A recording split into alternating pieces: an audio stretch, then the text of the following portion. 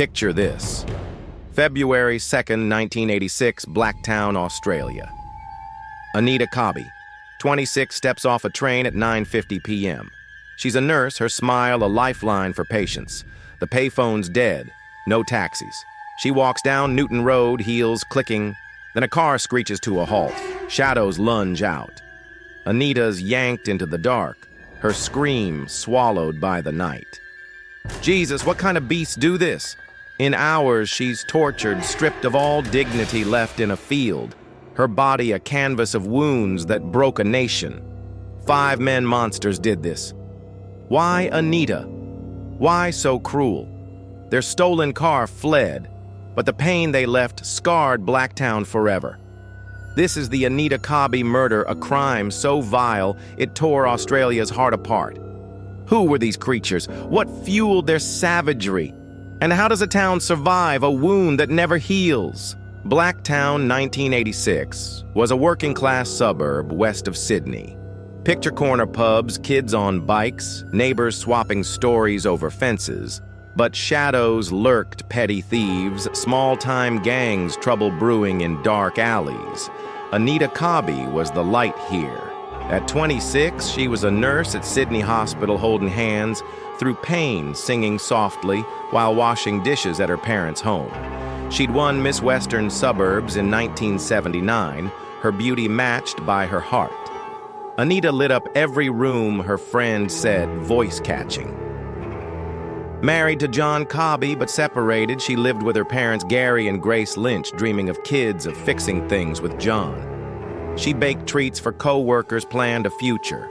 She was Blacktown's sunshine, until that night snuffed her out.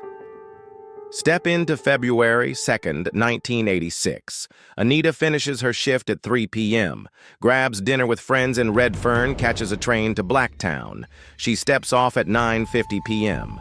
The station's silent air thick with dread. The payphone's broken, no way to call her dad Gary for a ride. No taxis in sight. So she walks down Newton Road heels, clicking, heart racing. Her breath catches, she feels eyes on her. A stolen Holden Kingswood creeps up, headlights slicing the night. 2 men leap out, hands rough grabbing her arms. I want to see my parents. Anita begs, voice cracking, tears streaming. John Travers, the ringleader, laughs, his eyes cold as steel. Shut up, he snarls, shoving her into the back seat. 3 others wait, Michael Murdoch and the Murphy brothers, their grins like wolves. Picture her terror, sweat on her brow, hands trembling as they beat her, rip her purse, strip her of dignity in that cramped, stinking car. Travers mocks her, please. You're nothing now. The Murphys laugh, their voices jagged. The drive to Reen Road, a desolate field in Prospect, stretches like a nightmare. They drag her out, barbed wire tearing her skin, her screams lost in the wind. The assault is relentless, savage, calculated to crush her spirit. They want her broken, humiliated, less than human. Travers pulls a knife, his face a void. 1 slash, deep and brutal, ends it. Her body lies exposed under a cold moon, a twisted monument to their cruelty, skin marred by cuts and wire. On February 4th, a farmer stumbles on her cows, circling the stench of death heavy. Police arrive, faces ashen. It's a slaughter, one mutters. Blacktown erupts in panic. Whispers of a Night Stalker gang spread like poison. Women avoid dark streets, clutch their kids. Don't go out alone. Mothers hiss, fear choking the town. Its soul shattered. The investigation burns hot. 2 brothers out that night see Anita dragged into the car. They sprint after it, shouting, hearts pounding, but the taillights vanish. At a payphone, hands shaking, they call police. She's gone. Detectives led by Gary Raymond tear Blacktown apart, kicking in doors, hauling in every lowlife. A woman, Miss X, sits in a smoky pub, frozen as John Travers and Michael Murdoch boast nearby. We got her good, Travers sneers, his voice dripping venom. She cried the whole time, Murdoch adds, laughing. Miss X Pulse, racing, slips out to tip off the cops, her hands trembling as she dials. Days later, a bombshell, a recorded confession.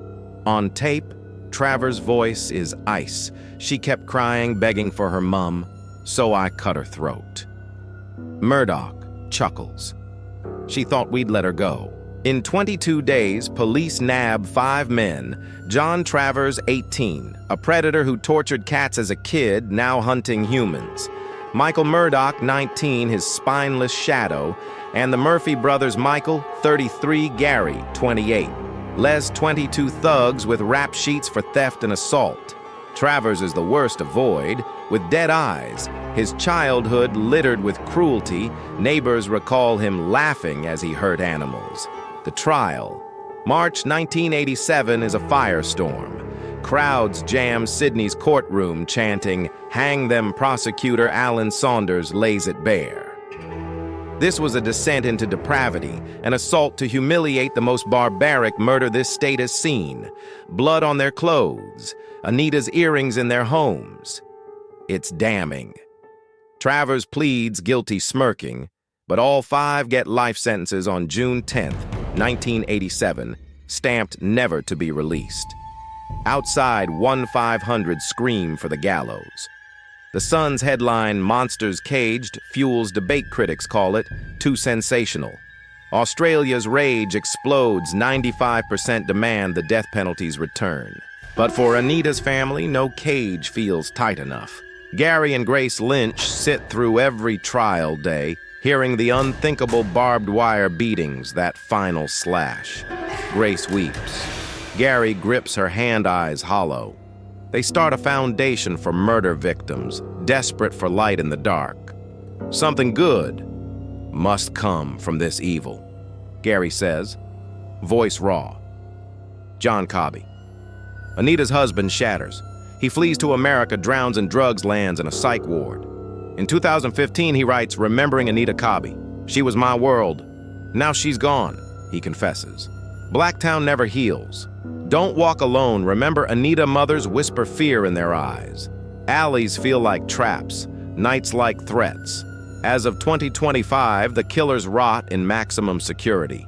Michael Murphy died in 2019, cancer taking him at 65.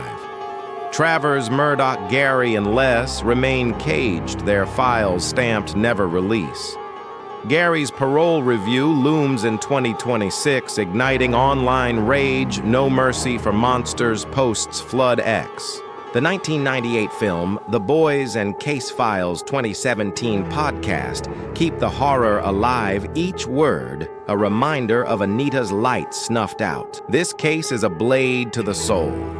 Picture Anita begging in that car. No one came. Why her what breeds a monster like Travers, who didn't just kill but wanted her broken. His knife cut more than flesh, it carved a scar on Australia. If this chills you, hit subscribe, ring that bell. Drop your thoughts below.